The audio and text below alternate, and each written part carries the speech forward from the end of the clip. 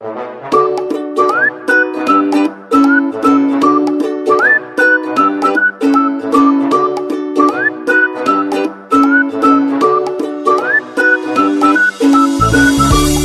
ni kita nak semak dulu jawapan untuk soalan nombor 2. Cikgu, saya nak jawab. Jawab. Boleh. Soalan nombor 2, cikgu tanya untung kasar cikgu kan? Jawapan dia 25,330. Betul tak cikgu? Tak berapa tepat sangat, tak apa. Okey, cikgu kita tengok mana yang salah. Bacakan daripada awal sampai macam mana kamu dapat untung kasar tu. Mula-mula ambil inventory awal.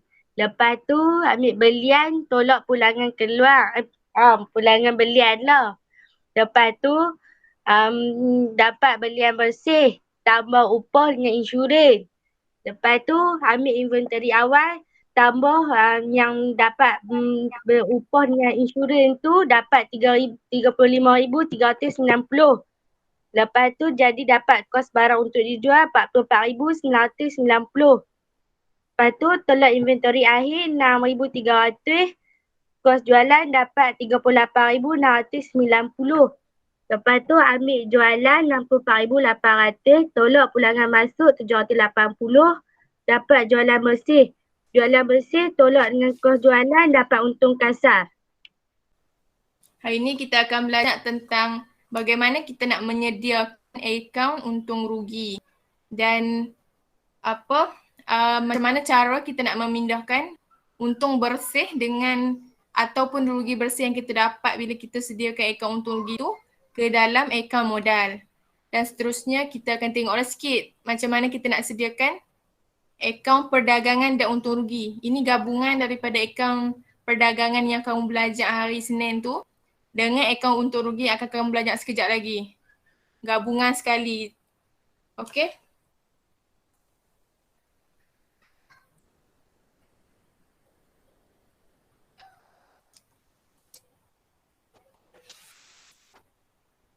Okey, cikgu nak tanya, apa tujuan penyediaan akaun untung rugi ni? Ada yang boleh bagi tahu cikgu tak? Untuk mengambil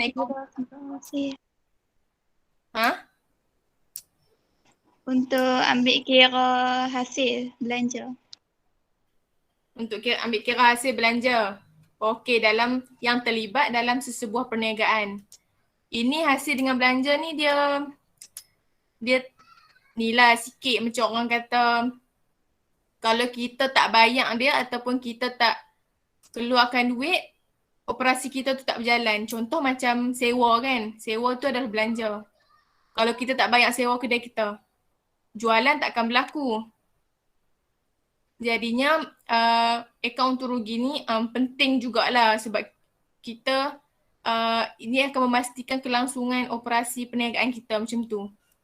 Dia disediakan dalam 2 bentuk. Iaitu bentuk T dengan format penyata. Macam biasalah macam akaun perdagangan yang kamu belajar tu sama je. Okey, cikgu nak tanya akaun perdagangan tu bila kita dapat untung kasar dia pada bahagian mana? Pada bahagian debit ke pada bahagian kredit? Bagi untung kasar. Bahagian debit. Bahagian debit, okey. Rugi kasar pada bahagian kredit kan? Ya. Okey, untung kasar pada bahagian debit. Bila kita nak transfer masuk akaun untung rugi, dia duduk bahagian mana? Dia mestilah pada bahagian berlawanan. Kalau akaun perdagangan ni untung kasar dia pada bahagian debit, makanya akaun untung rugi akan rekodkan untung kasar pada bahagian kredit. Sama jugalah dengan rugi kasar. Pada akaun perdagangan dia duduk pada bahagian kredit. Bila dia transfer masuk akaun untung rugi, dia akan berada pada akaun debit. Okey, seterusnya kita akan tambahkan hasil, iaitu hasil yang kita dapat untuk kita punya perniagaan. Contoh macam komisen diterima, sewa diterima ni macam kan kamu dah belajar kan, kamu dah belajar sebelum ni. Sewa diterima ni macam kita ni jadi owner lah, lepas tu kita sewakan bangunan kita. Itulah sewa diterima. Diskaun diterima ni macam kita dapat diskaun faedah atas simpanan ni, kita simpan dekat bank kita akan dapat faedah kan. Usually kalau kita simpan dekat bank kita akan dapat macam tiap-tiap tahun kita akan dapat faedah. Macam tu lah. Lepas tu dia ada lagi ni, bukannya tertakluk kepada format nyata yang dia tunjuk dalam buku teks ni saja. Dia ada lagi, banyak lagi hasil-hasil yang dia tak tulis dalam ni. Sama juga dengan belanja, banyak lagi. Tak apa, nanti cikgu akan cari. Nanti cikgu hantarkan yang lengkap. Okay, bagi belanja ni pula kita perlu tolakkan belanja sebab kita keluarkan duit kita, faham? Kita keluarkan duit makna dia keuntungan kepada kita punya perniagaan tu akan berkurang lah. Iaitu gaji kita bayar gaji pekerja, kita keluarkan iklan, kita bayar bil air dengan bil elektrik macam tu, kita bayar insurans. Okey, macam yang ni sudah salah tadi tu sebab insurans ni dia boleh terbagi kepada dua. Yang dia keliru tadi tu insurans atas belian. Kalau soalan dia tulis insurans atas belian, baru kita letak dalam akaun perdagangan. Tapi kalau dia tulis insurans sahaja, kalau dekat soalan kan dia tulis insurans sahaja, kita akan letakkan dia dalam akaun untung rugi. Faham tak apa yang cikgu ajar lo ni? Nampak tak? Faham. Kalau yang tengok buku tu faham lah. Okey, bila kita dah rekodkan kita punya untung kasar tu, kita akan tambahkan dengan jumlah hasil yang kita kira, kita akan dapat. Seterusnya bila kita dah dapat jumlah untung kasar tambah hasil, kita akan tolak pula dengan belanja. Kamu tengok je dalam buku ni dah ada dah, tolakkan dengan belanja, kita akan dapat untung bersih ataupun rugi bersih. Kalau rugi bersih tu mungkin negatif. Dia jadi negatif. Kalau untung bersih dia akan jadi positif. Kalau dia jadi negatif makna dia itu rugilah. Perniagaan tu rugi.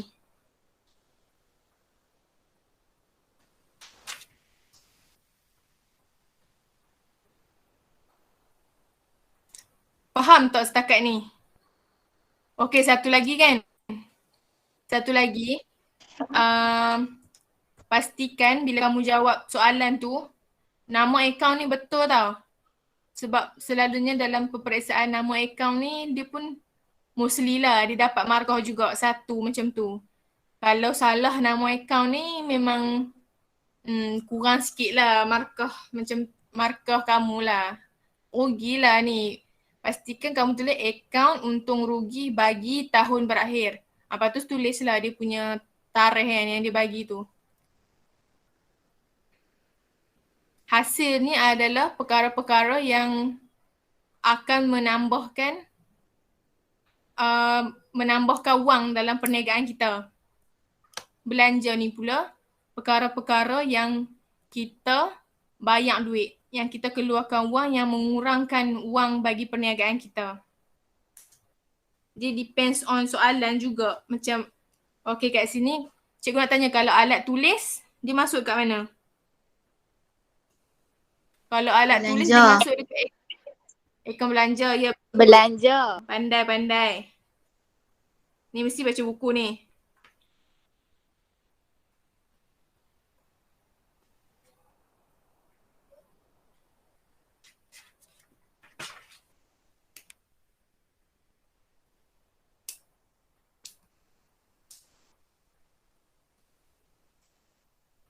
Kejap lagi rehat ke? Rehat dulu ke kamu nak teruskan? Rehat dulu kan? Rehat dulu cikgu. Nak Okey, nampak. rehat. Okey, sekejap lagi cikgu bagi rehat 4 minit lagi. Okey cikgu. Ada tak soalan yang kamu nak tanya? Tanya sekarang. Cikgu, kenapa kadang-kadang kan dia tak tulis pulangan belian, dia tulis pulangan masuk dengan pulangan keluar. Macam mana kita nak tahu mana satu pulangan belian, mana satu pulangan jualan? Yang macam soalan nombor 2 tadi. Okey, kamu perlu ingat macam ni. Yang ni hafal je lah. Kalau pulangan masuk, dia pulangkan Ya. barang kita kan.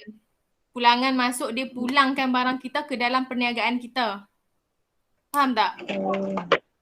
Faham? Maknanya, dia pulangkan barang yang dia beli. Dia pulangkan barang yang dia beli. Okey, bagi situasi kita, dia memulangkan barang jualan kita. Faham tak? Barang yang kita Faham. jual. Pulangan masuk ni macam, okey contohlah. Contoh kamu buka perniagaan alat tulis kan. Kamu jual pen. Tapi tiba-tiba pen tu tak lekat. Dia nak pulangkan, ni contoh je lah. Lepas tu dia nak pulangkan barang jualan kita. Maknanya pen tu akan masuk balik dalam kita punya jualan. Itu yang disebut pulangan masuk. Kalau bagi pulangan keluar pula, kita beli barang kan, kita beli barang daripada supplier macam tu. Tiba-tiba barang yang kita beli tu ada cari lah sikit, ada koyak ke apa ke macam buku. Kita beli daripada supplier, tiba-tiba ada terkoyak. Kita nak pulangkan balik. Dia akan mengurangkan,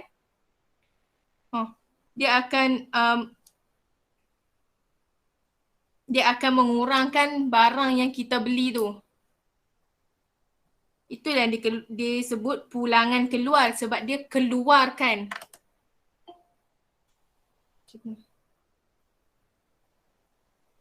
Dia nak keluarkan barang yang dia dah beli daripada supplier tu. Itulah yang disebut pulangan keluar. Faham lagi tak? Kalau tak faham, tanya. Faham. Okey. Okey, jap cikgu. Cikgu nak tanya. Kalau soalan tu dia tak sebut pun akaun tak sebut pun sediakan akaun perdagangan dan untung rugi. Dia sebut macam ni je, sediakan akaun perdagangan dan untung rugi macam tu. Kamu nak sediakan dalam bentuk penyata ke dalam bentuk T? Atau dua-dua boleh pilih? Boleh pilih. Boleh pilih. Okey, betul boleh pilih. Kecuali kalau dia tulis macam dia spesifik kan. Sediakan akaun perdagangan dalam format penyata. Boleh tak kamu nak buat dalam bentuk T kalau dia tulis dia nak dalam format penyata? Tak boleh kena. Tak boleh. Sebab apa tak boleh? Sebab soalan dia minta. Sebab dia bagi bentuk lain. Betul.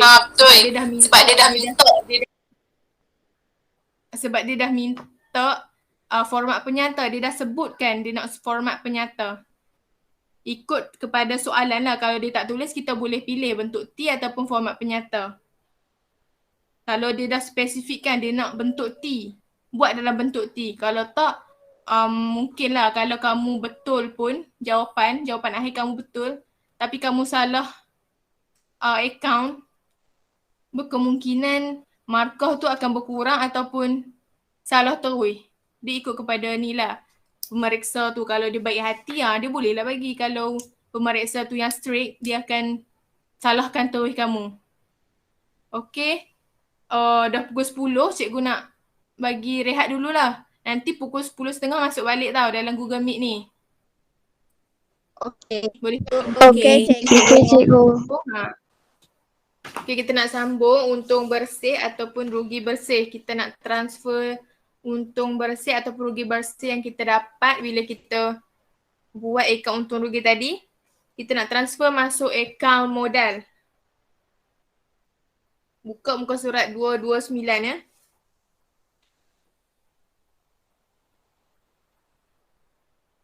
Cikgu nak minta Siti Fatimah Azhara tolong baca apa yang dia tulis. Untung bersih atau Boleh rugi Siti bersih. Fatimah? Untung bersih. Ya. Okay. Untung bersih atau rugi bersih yang diperoleh hendaklah dipindahkan ke dalam akaun modal perniagaan tersebut.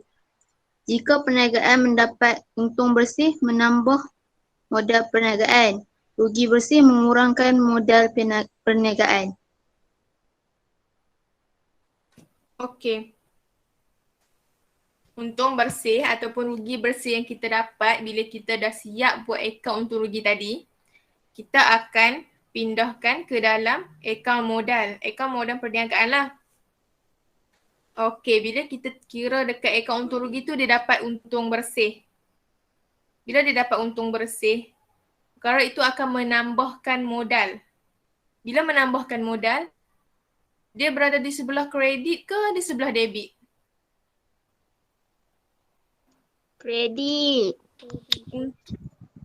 Apa dia? Tak dengar. Kredit. Kredit.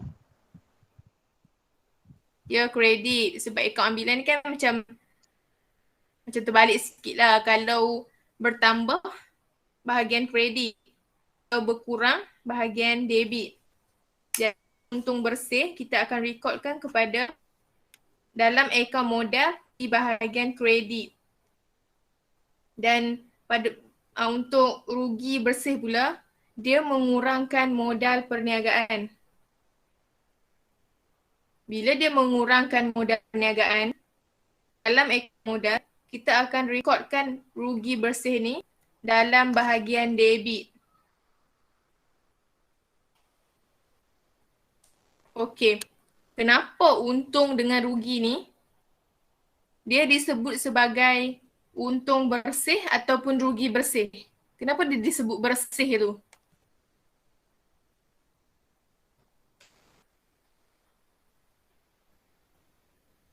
Tahu tak? Sebab kita ni semua hasil kita dah tolak, kita dah tambah dah dengan hasil dan juga belanja-belanja yang digunakan oleh perniagaan. Sebab itulah dia dapat untung bersih ataupun rugi bersih. Sebab dia dah kira yang terlibat dalam perniagaan tu.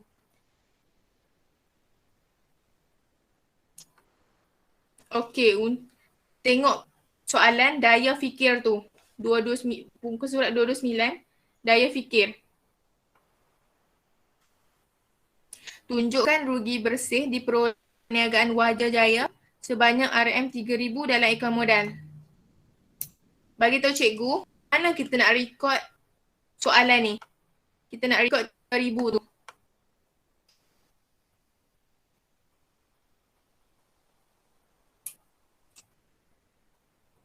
Dia sebut rugi bersih.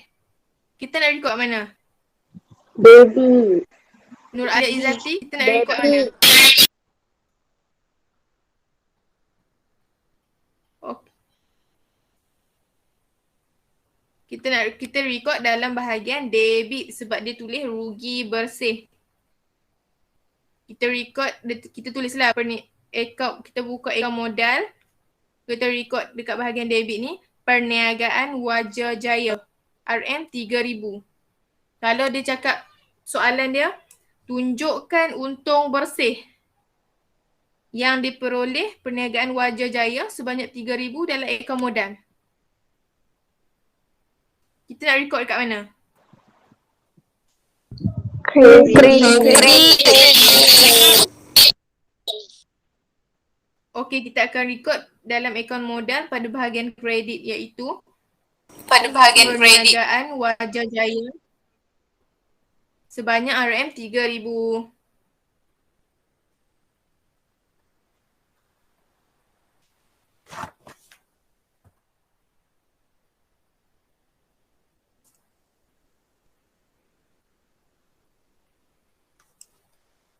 Okay, kita nak tengok pula muka surat 230. Buka muka surat 230.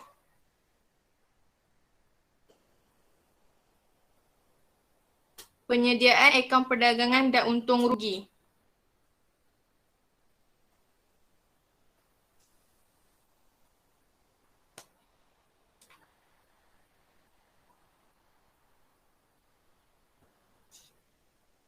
Cikgu nak tanya, sama tak dia punya format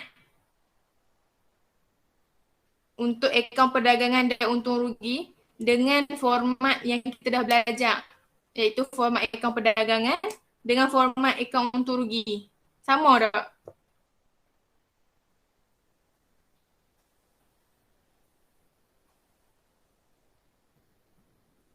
Sama. Sama.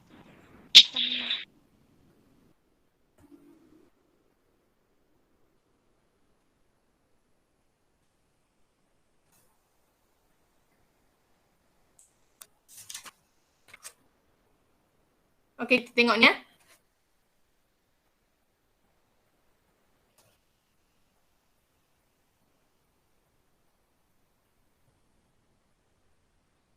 Okey ni, format akaun perdagangan dan untung rugi. Ini adalah gabungan lah daripada yang kamu belajar satu-satu tadi tu. Hari Senin sebelum ni kamu belajar tentang akaun perdagangan. Tadi kamu dah belajar tentang akaun untung rugi. Jadinya format akaun perdagangan dan untung rugi adalah gabungan daripada akaun perdagangan dan juga akaun untung rugi. Kamu perlu letakkan dulu format untuk akaun perdagangan dulu untuk dapatkan untung kasar. Lepas tu, bila kamu dah dapat untung kasar ataupun rugi kasar, kamu akan masukkan pula di bawah dia untuk format akaun untung rugi. Jadinya kita buka satu akaun sajalah, tak perlulah kita nak buka akaun perdagangan, kita nak buka satu. Lepas tu akaun untung rugi pula kita nak buka dalam bentuk T yang lain. Format ni kita gabungkan sekali perdagangan dan untung rugi. Sebab selalunya soalan, tengok macam soalan nombor 2 dalam buku Mesra Digital tu, dia tak sebut sediakan akaun perdagangan dan akaun untung rugi. Dia minta kita buat akaun perdagangan dan untung rugi. Ini adalah satu saja, kita tak boleh buat asing-asing, kita kena buat sekali dalam satu akaun. Jadi kamu masukkan je lah dia punya sambung-sambung dalam satu akaun, sambung sampai bawah. Yang pertama sekali kamu akan letakkan jualan, tolak pulangan jualan ataupun pulangan masuk, dapat jualan bersih. Dan kamu akan tolakkan dengan kos-kos jualan. Kamu akan tolakkan dengan inventory akhir dan last sekali kamu akan dapat untung kasar. Daripada jualan sampai untung kasar ni adalah format akaun perdagangan.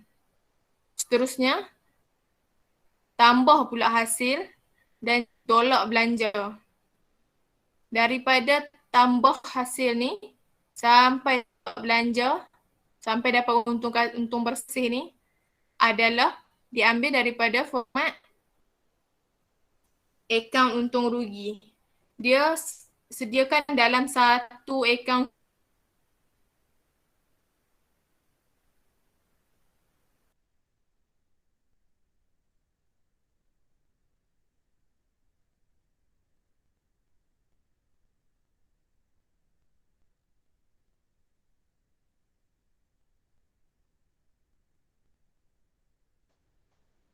Sebab dalam soalan dia takkan tanya kamu sediakan akaun perdagangan sahaja, sediakan akaun untung rugi sahaja. Dia takkan sebut macam tu, dia akan sebut sediakan akaun perdagangan dan untung rugi. Buat macam ni lah, jangan buat asing-asing, buat sekali je. Contoh kalau kamu, okey macam soalan nombor 2 tu kan, siapa yang buat dalam bentuk T, akaun perdagangan dia dalam bentuk T, sambung akaun untung rugi juga dalam bentuk T. Tak boleh berasingan.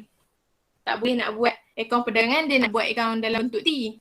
Tapi akaun untung rugi pula dia nak buat dalam bentuk apa? Bentuk format penyata. Tak boleh, dia kena buat sama. Kalau nak guna bentuk T, guna bentuk T saja. Kalau nak guna format penyata, guna format penyata saja. Faham tak macam mana kita nak buat akaun perdagangan dan untung rugi ni? Faham cikgu. Faham.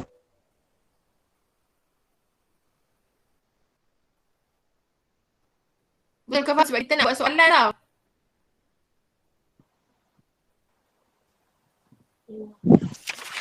Dia senang je, kita cuma gabungkan je format akaun perdagangan dengan format akaun untung rugi. Format akaun perdagangan dekat atas, format untung rugi dekat bawah. Sama je.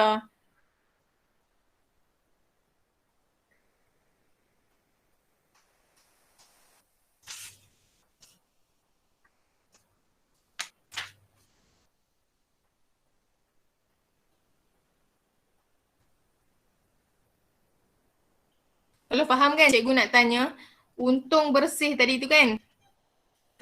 Jawapan dia positif. Dia untung ke rugi? Kalau jawapan dia positif. Untung. Okey, untung. Kalau jawapan dia negatif pula? Rugi.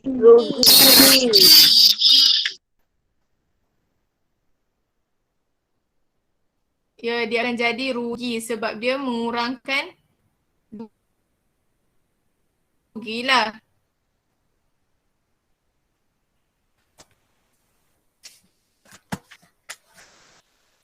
Okay, sekarang cikgu nak kamu buka buku. Apa ni? Buku Mesra Digital.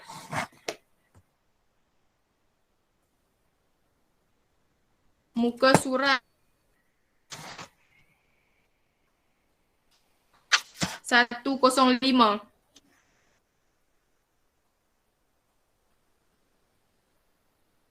Jawab soalan nombor 6 dengan jawab soalan nombor 6 dulu.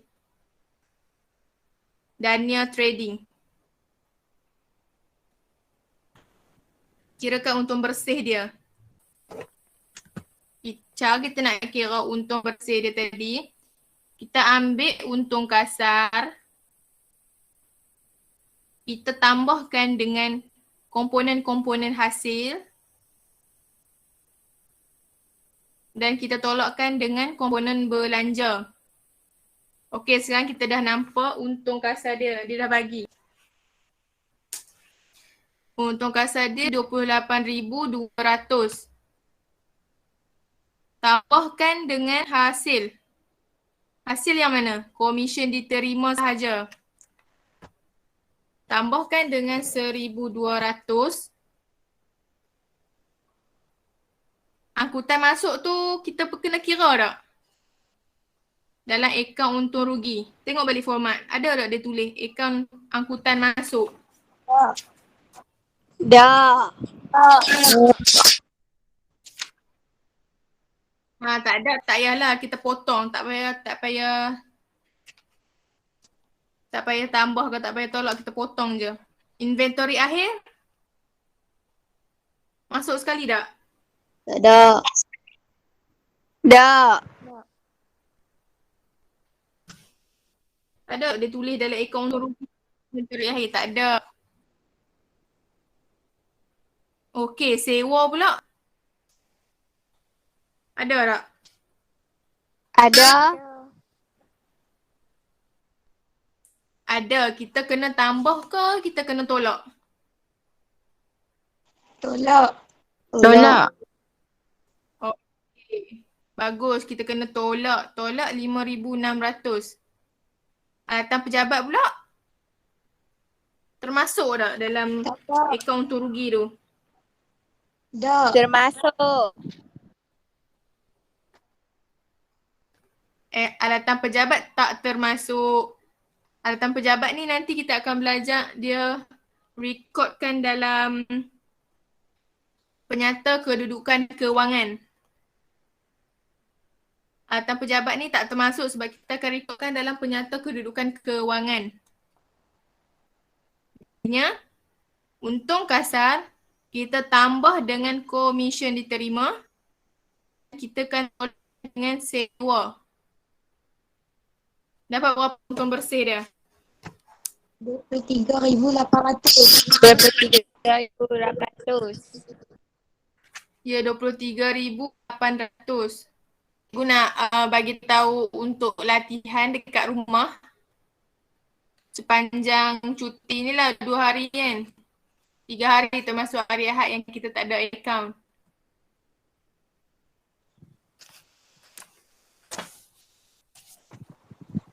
Pertama sekali cikgu nak kamu selesaikan soalan nombor 3. Sebelum ni kamu dah buat akaun perdagangan. Cikgu nak kamu buat keseluruhan yang lengkap tambah dengan akaun untung rugi yang kamu belajar hari ni.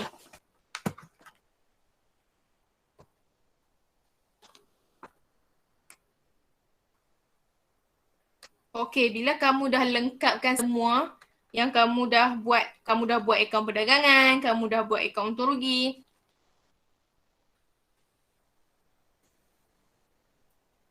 Cikgu nak nanti kamu tuliskan semula jawapan yang kamu kira tu dalam Microsoft Word yang akan cikgu forwardkan, yang akan cikgu bagi dalam grup. Faham tak apa yang cikgu cakap? Faham. Kalau kira kamu pindahkanlah jawapan kamu tu ke dalam Microsoft Word yang cikgu dah sediakan. Cikgu dah sediakan table, kamu tengok dan kamu jawab tu.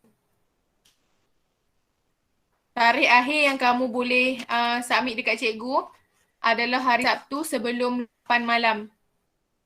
Kamu boleh DM personal je cikgu.